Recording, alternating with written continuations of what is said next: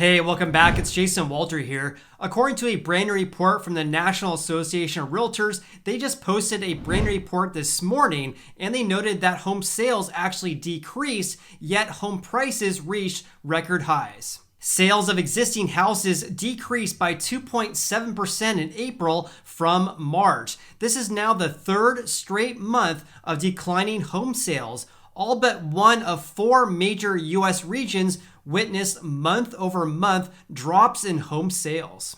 In contrast, home sales actually increased 34% compared to 1 year ago, but that's not a very good comparison given that the housing market was on pause 1 year ago. However, despite 3 straight months of declining home sales, April's seasonally adjusted home sales are still higher than they were before this pandemic begun. Because home sales have dipped for 3 straight months, there's going to be a lot of misinformation out there with people saying that the housing market is crashing.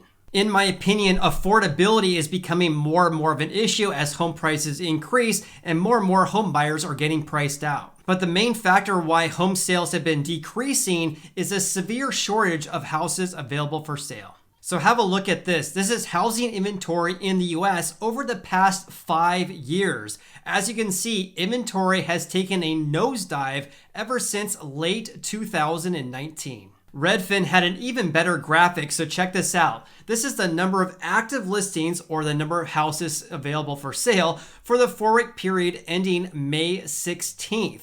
The red line is 2021, and just above there is 2019 and 2020. Active listings were down 37% from 2020, and were down a whopping 49% from 2019. And this is crazy. There were 548,000 houses for sale this year compared to 871,000 in 2020 and a whopping 1.1 million in 2019. One reason why the supply of houses for sale is so low is because home buyer demand is so strong right now and home buyers are gobbling up all the new listings. For example, according to the National Association of Realtors, average days on the market in April were only 17 days. That's down from 27 days in April 2020. In addition, 88% of the houses that sold in April 2021 were on the market for less than 1 month. NAR's chief economist Lawrence Yun stated the following: home sales were down again in April from the prior month as housing supply continues to fall short of demand. We'll see more inventory come to market later this year. The falling number of homeowners in mortgage forbearance will also bring about more inventory. Due to the extremely high demand from home buyers, home prices have been skyrocketing as well. Because I'm a housing market data nerd and I follow this stuff on a regular basis, home prices in the US tied the all-time record high in February, and that was when the median home price in the US was $313,000. Then in March of this year, home prices reached an all-time record high once again to $329,000. And now in April, home prices have reached another all-time record high, where the median home price reached $341,600, which is a 19% increase from 1 year ago. Both of those are all-time record highs. First-time home buyers were responsible for 31% of all sales in April. That's down slightly from 32% in March and down from 36% in April 2020. When I reported these numbers a couple of months ago, the percentage of first-time home buyers was about equal to 1 year ago. So, are we seeing this as a long-term trend where first-time home buyers are getting priced out? Or is this a short-term trend? I'll definitely keep you posted. Lawrence Yun had this to say about that. So first-time home buyers in particular are having trouble securing that first home for a multitude of reasons, including not enough affordable properties, competition with cash buyers, and properties leaving the market at a much faster pace. Speaking of a lack of affordable houses, check out this graphic I found for you guys. So this is the percent change in sales from 1 year ago by price range. So as you can see there, the number of houses that sold for $250,000 or less actually decreased from a year ago. In stark contrast, there was a 212% increase of homes that sold over $1 million.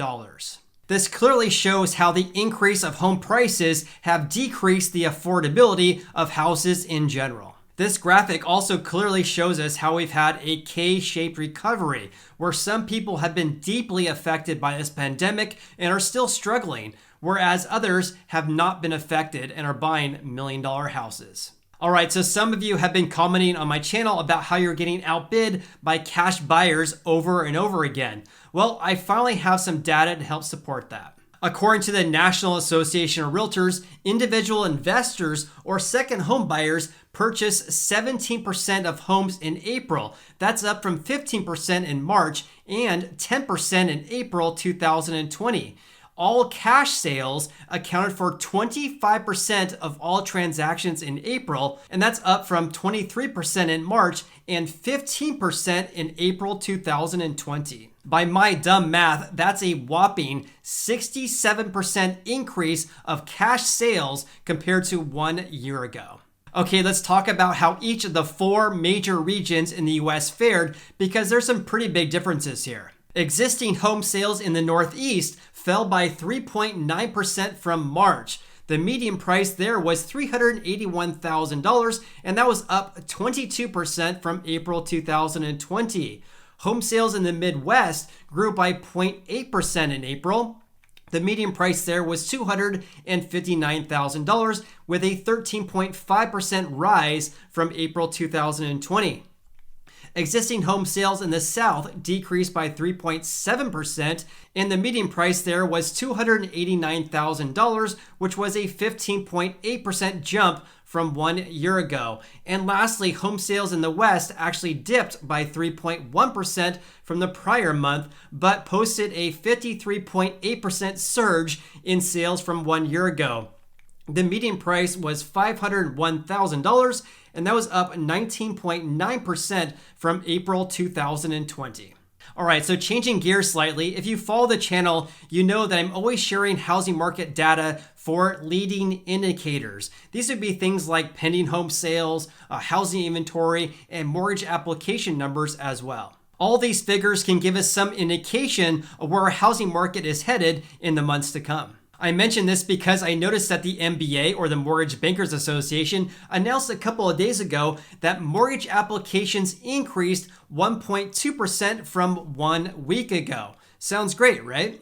Well, not so much, because if you read this report, it's very clear that the increase of mortgage application numbers is from refis and not home purchases. For example, the refinance index actually increased 4% from the previous week. However, the seasonally adjusted purchase index decreased 4% from 1 week earlier. So here's the ultimate question. Is this dip of mortgage applications for purchases due to dwindling demand for home buyers, or is it due to a lack of housing supply? Stay tuned on the channel and be sure to keep you updated. If you enjoyed watching this video, then please hit the like button. I greatly appreciate that. And also consider subscribing as well. I post videos about how this pandemic is affecting our housing market. You also can follow me on Instagram. I'm Sacramento Realtor. Hope you have an awesome weekend and look forward to seeing you on the next video.